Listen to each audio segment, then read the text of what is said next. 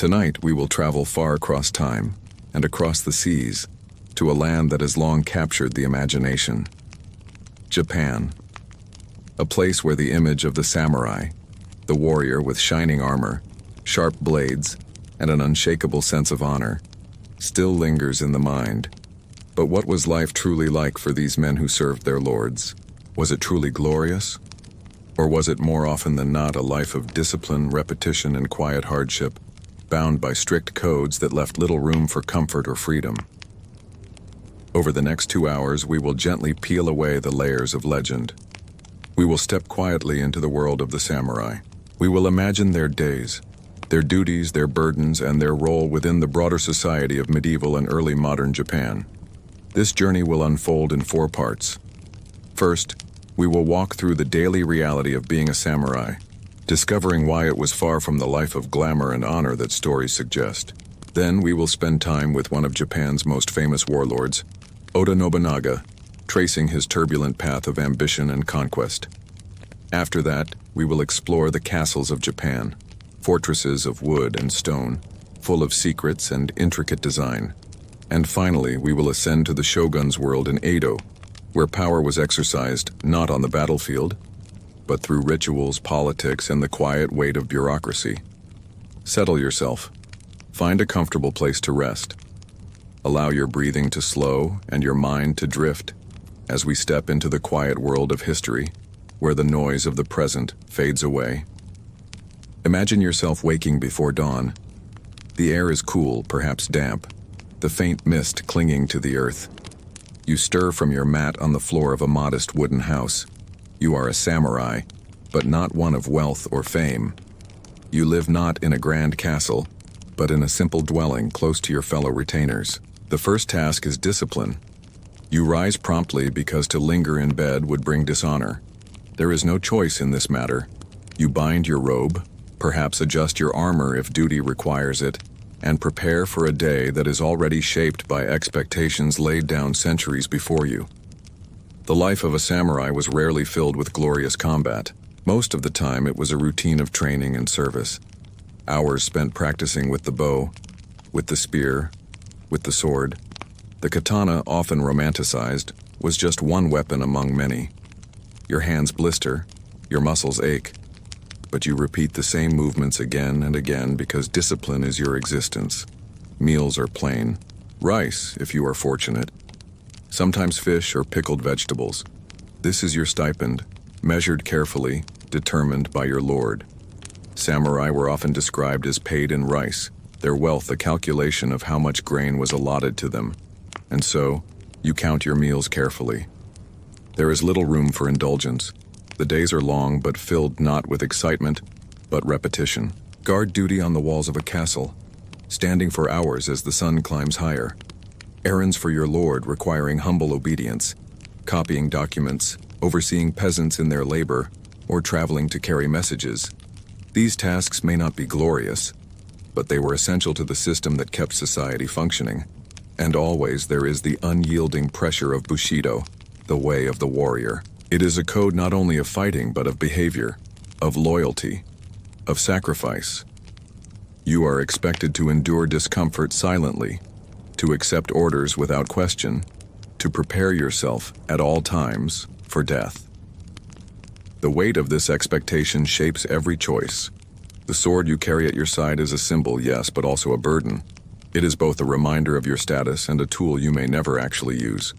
In truth, many samurai went their entire lives without seeing real battle, yet they lived as though battle might arrive tomorrow, training endlessly, waiting silently. There is poverty too. Not every samurai was rich. Many lived modestly, struggling to maintain even a small household. Some found themselves in debt, or dependent on side occupations, teaching swordsmanship or serving in minor roles. To be a samurai was to hold honor, but honor did not always fill the stomach. And so your day unfolds with quiet labor, sword drills, archery practice, formal etiquette lessons, meetings with other retainers. Perhaps you are sent to oversee peasants in the fields, ensuring that taxes and rice are collected properly. The work is steady, measured, rarely exciting. At night, you return to your dwelling. You eat sparingly, bow before a small shrine, and perhaps sharpen your weapons by lamplight. Sleep comes early, for tomorrow will be much the same as today.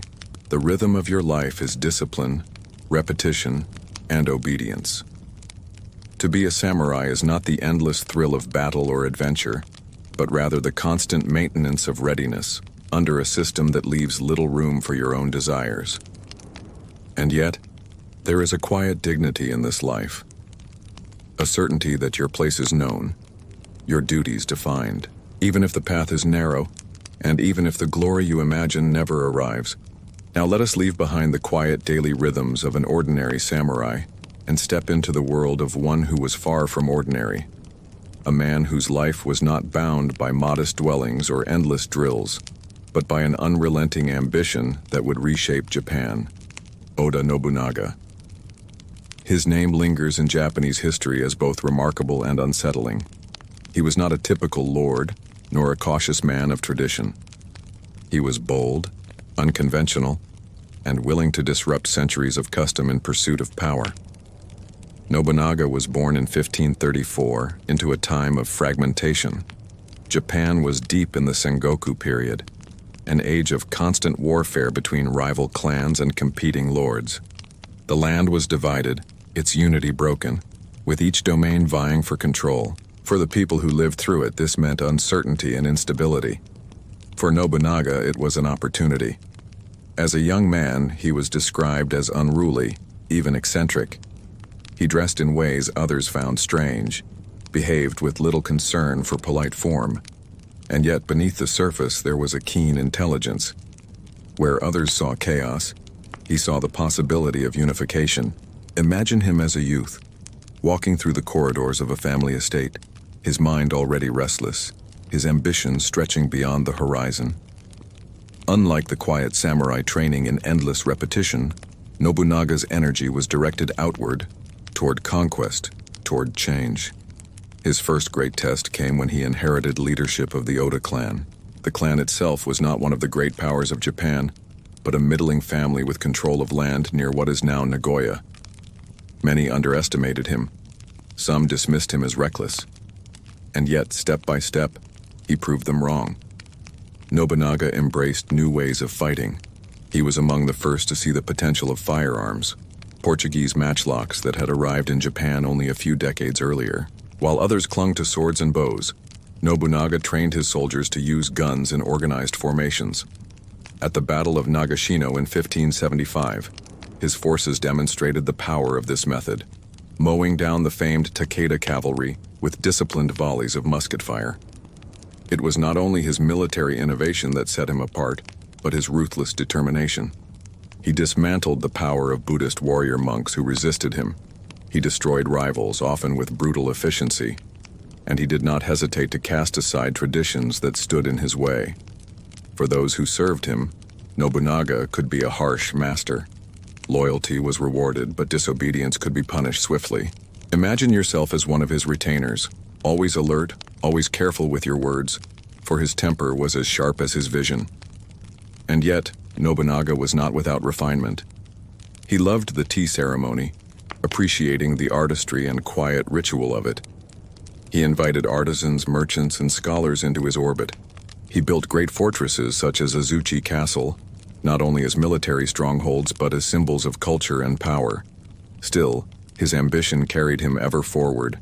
His dream was nothing less than the unification of Japan under his control. He came closer than many before him. By the 1580s, he had subdued much of central Japan, with only a few powerful rivals left to resist him. But his story did not end in triumph. In 1582, betrayal struck. One of his trusted generals, Akechi Mitsuhide, turned against him.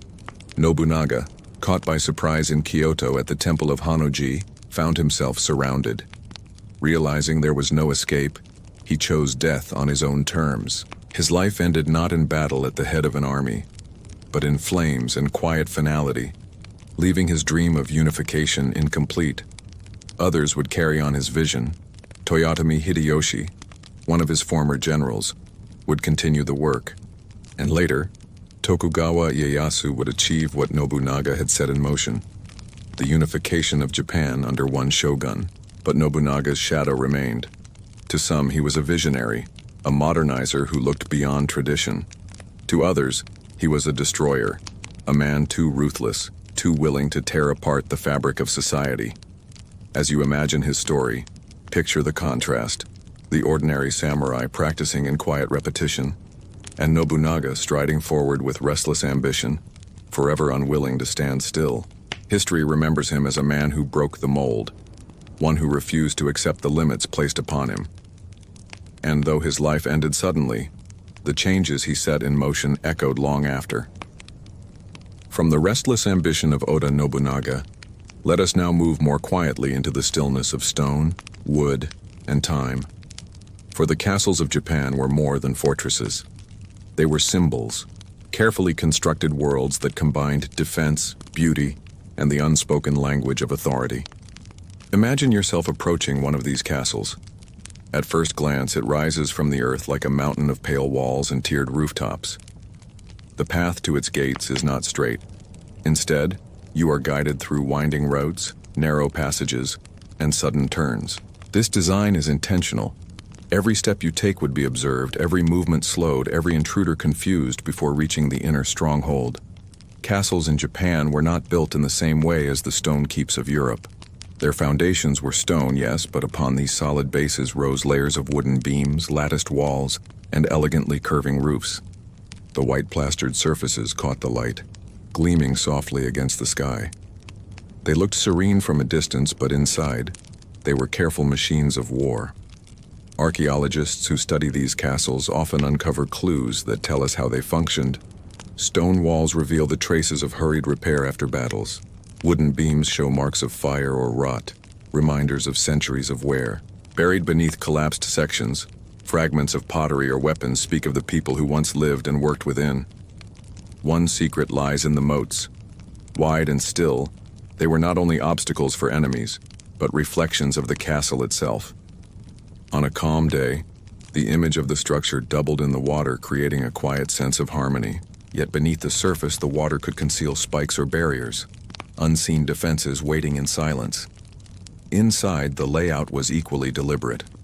Rooms flowed into one another, but with hierarchy.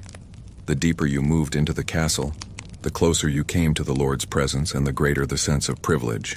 Retainers gathered in audience halls waiting for the moment when they might be summoned. Tatami mats softened the floors, sliding doors separated spaces, and painted screens depicted landscapes or cranes in flight. These were not merely decorations, but subtle reminders of culture, refinement, and control.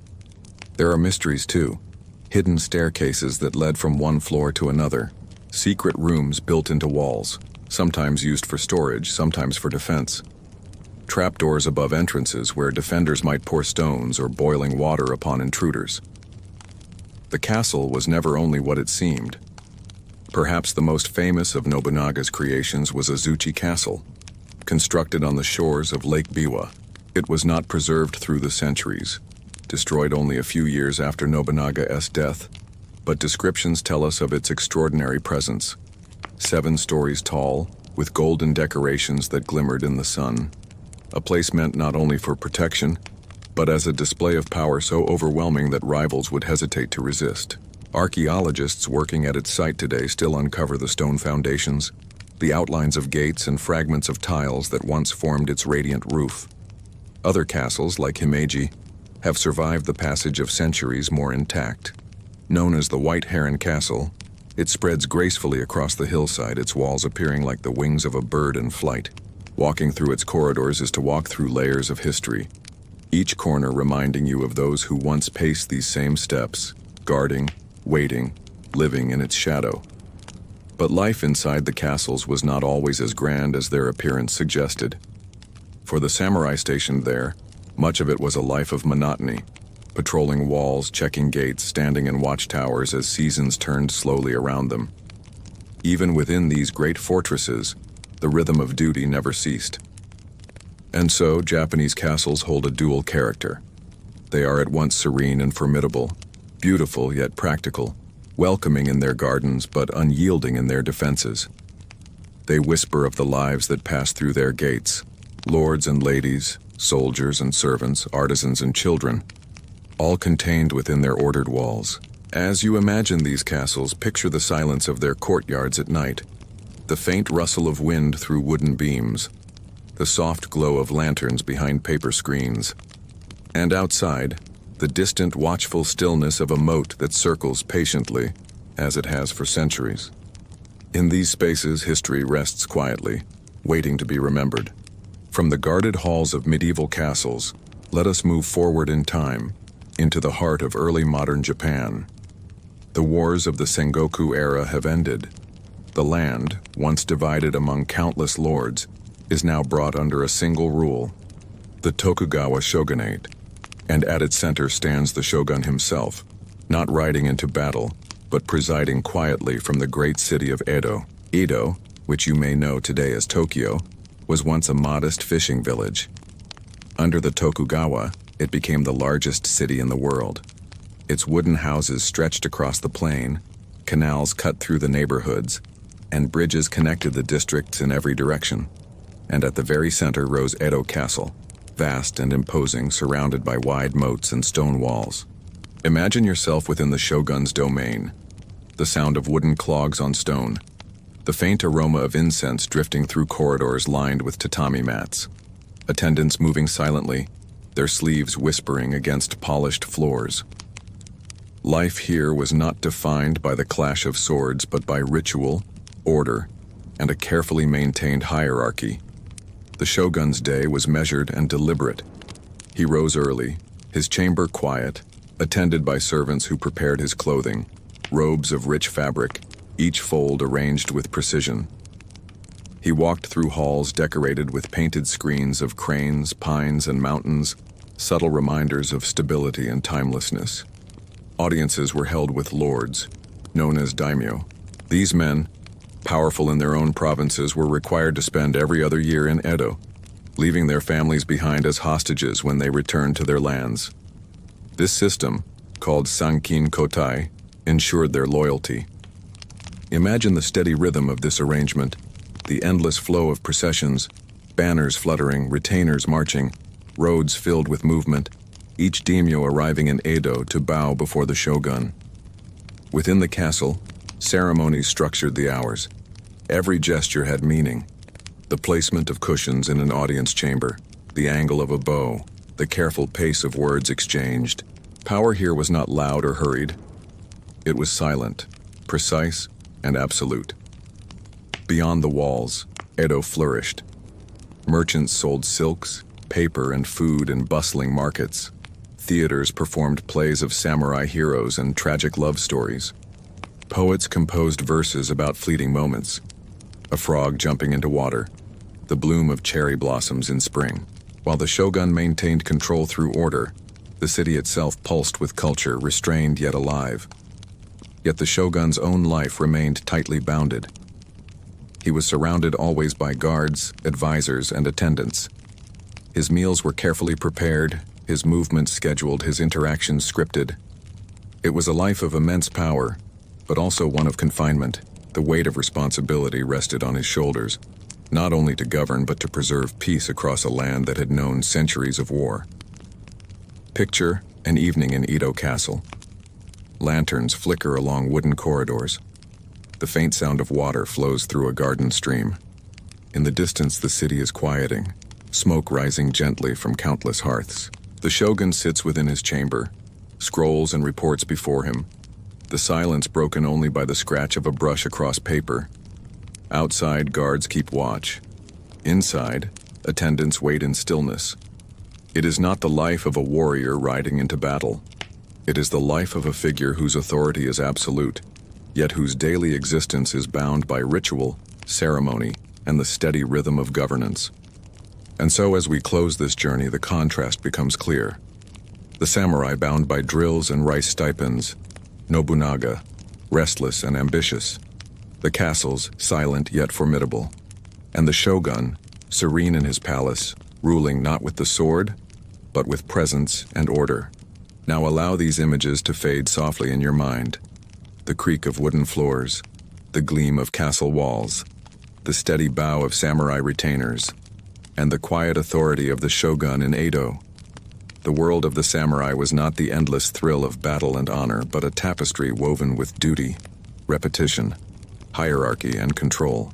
It was a life at once ordinary and extraordinary, filled with hardships yet remembered through legends.